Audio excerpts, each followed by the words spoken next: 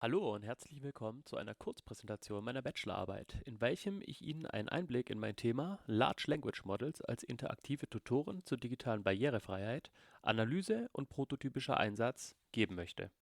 Es setzen immer mehr Menschen auf künstliche Intelligenz, doch mit wachsender Verbreitung steigen auch die Risiken. Sprachmodelle können Halluzinationen erzeugen, also Inhalte, die zwar überzeugend klingen, aber falsch oder erfunden sind. So können Fehler der Technologie problematische Folgen haben. Dennoch steckt in KI großes Potenzial. So ermöglichen Sprachmodelle im Bildungsbereich personalisierte Unterstützung, schließen Lernlücken und machen Bildung insgesamt zugänglicher. Ich habe im Rahmen der Arbeit ein prototypisches Tutorensystem auf der Basis eines Sprachmodells bereitgestellt. Das genutzte Sprachmodell für die Nutzung im Prototyp durch ein Auswahlverfahren identifiziert und ein System zur Kontexterweiterung entwickelt. Bei der Untersuchung des Systems habe ich mich auf folgende Fragen konzentriert.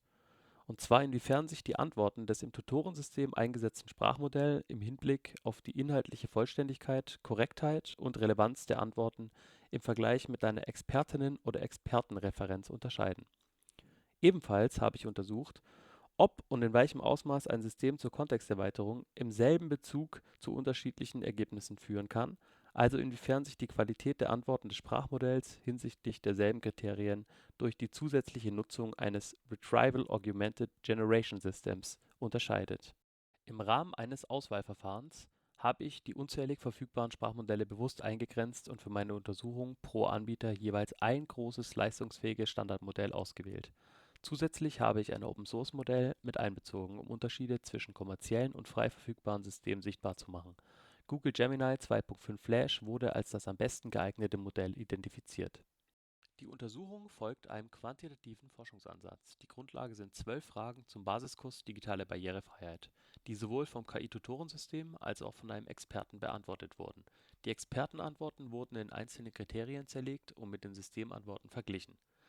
Ein ursprünglich gewähltes Punktesystem bewertete die Antwortinhalte positiv, fehlende und zusätzliche Inhalte negativ.